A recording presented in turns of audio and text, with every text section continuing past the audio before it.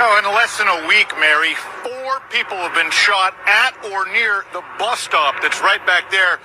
One man died. Investigators say rival gangs are behind this, and the neighbors, well, they just want to be safe. So Seattle's turned into a war zone. Gangs in Seattle. To the point where Seattle is just like anywhere else in the stand. Even though they only have 7% of the population are sun men and sun women. They still have devolved into a place where it's just like anywhere else. Jackson, Mississippi, Baton Rouge,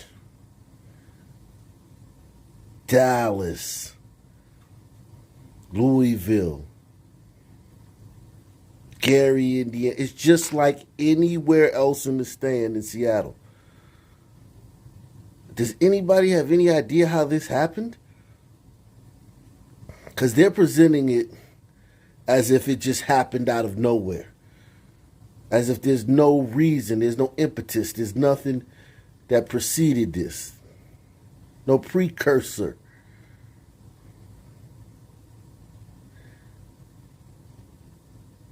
I do not feel sorry for these people, because these people almost destroyed the entire country.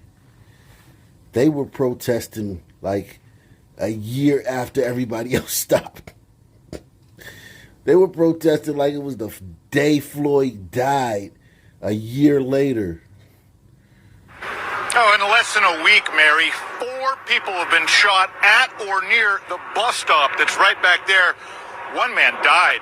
Investigators say rival gangs are behind this, and the neighbors, well, they just want to be safe. 2 people gunned down the day before Thanksgiving. Then a man was shot dead on Friday. Still, the violence didn't stop. And then I also worked here on Saturday, and this was when they had the shooting right here in the parking lot.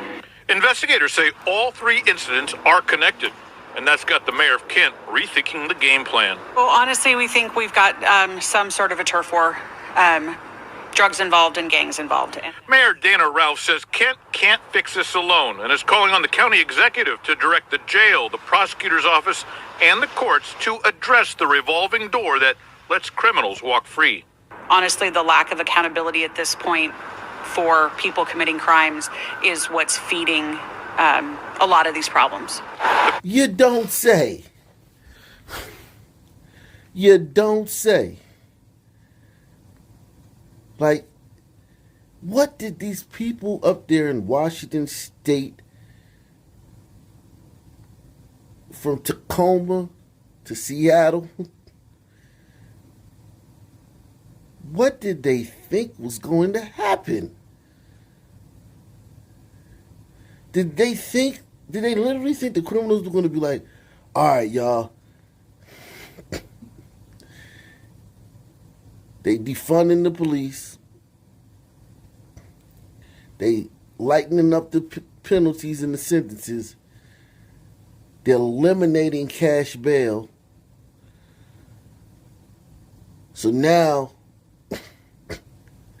let's just be good, and hopefully they'll keep, lessening things. And then if we keep being good, they'll keep rolling back all the prison and crime and policing things. And maybe in a few years it'll be a perfect utopia.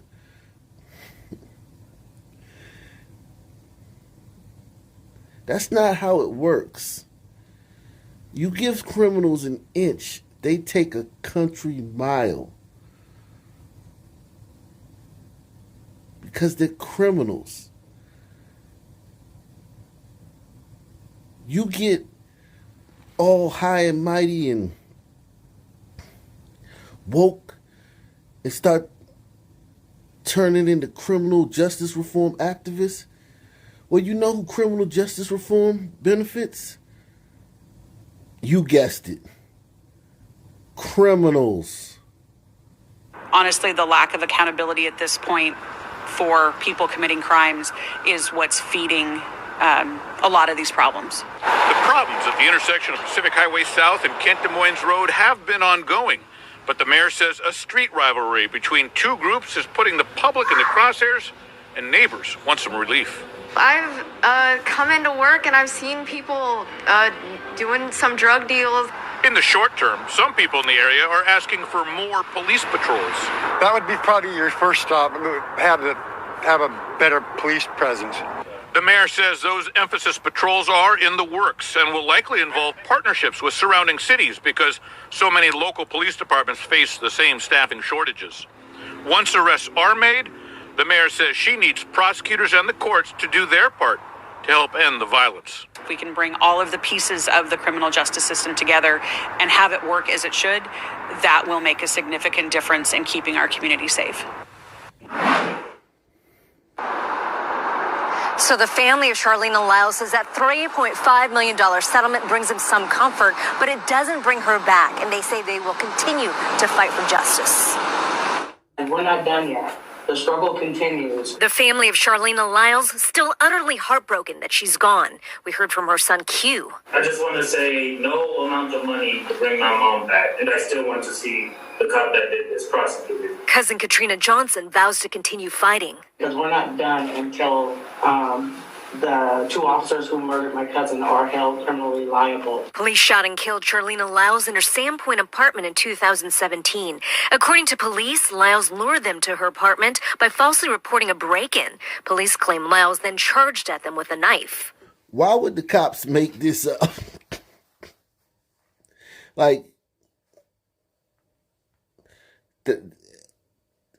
For some reason, I just believe that.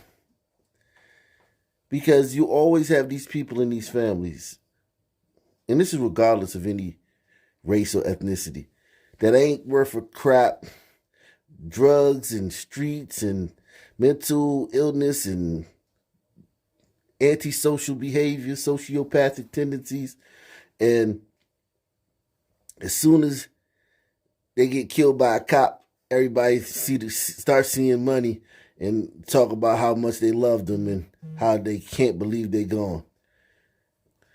I bet this woman couldn't get $5 for none of these people when she was alive. But I still don't understand why cops would make this up. It just doesn't make any sense. I believe what the cops say. Hit 1 if you do, hit 2 if you don't. Police shot and killed Charlene Lyles in her Sandpoint apartment in 2017. According to police, Lyles lured them to her apartment by falsely reporting a break-in. Police claim Lyles then charged at them with a knife. The lawsuit filed by Lyles' family had accused officers Jason Anderson and Stephen McNew of wrongful death and civil rights violations in this shooting. The police shooting sparked widespread outrage and protests against excessive use of force by SPD. Protesters also called for police reforms during Black Lives Matter protests. Think about this, man. You're a cop on your beat. You're just riding around, cruising around, protecting the community. You get a call over break-in. You show up at the place. Woman charges you with a knife. You deploy. You pull out your service pistol, shooter. And the next thing you know, it's everybody's in the streets protesting. And the man... These guys don't get paid enough, which is why that's changing all over the Seattle area. So Seattle, to offer hiring bonuses of up to $25,000 to attract more police officers and 911 dispatchers. Think about that. Now, we already know, Walmart and Target, they doing the bonuses. They giving people bonuses up to $8,000 to sign up. I want to see a lot of these Sunmen up here in Seattle. I want to see them go join the force. Go to the academy. And be a man. And don't just complain about the police in your community. I want to see Sunman. $25,000 bonus just to sign up? Are you kidding me? Ain't no jobs out here. Sunman is killing people all over because there ain't no jobs. Man, it's $15 an hour to flip burgers at McDonald's. The job market is the best it's ever been in the history of the world. They can't find people to work.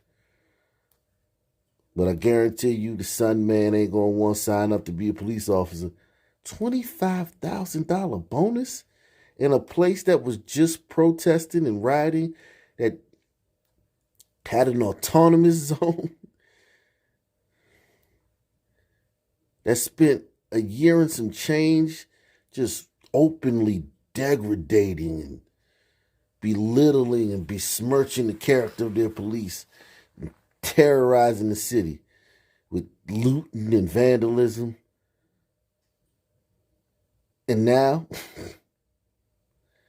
a year later, because the same thing that's going on in Kent, Washington, is going on in neighboring Seattle, but only worse in Seattle. Kent, the suburbs, man.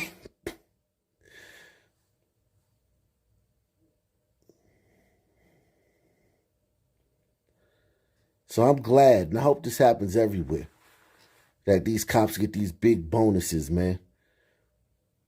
According to police, Lyles lured them to her apartment by falsely reporting a break-in. Police claim Lyles then charged at them with a knife. The lawsuit filed by Lyles' family had accused officers Jason Anderson and Stephen McNew of wrongful death and civil rights violations in this shooting. The police shooting sparked widespread outrage and protests against excessive use of force by SPD. Protesters also called for police reforms during Black Lives Matter protests. Lyles' attorneys say the settlement is a long time coming. And it's been a brutal case. And the law is not friendly to people that are having mental health crises. But attorneys say the $3.5 million settlement brings forth some justice. But most of all, the settlement recognizes the value of Charlena Lyles' life. It means accountability. It means you can't do this without consequence. You can't negligently take lives in our community without a comeuppance.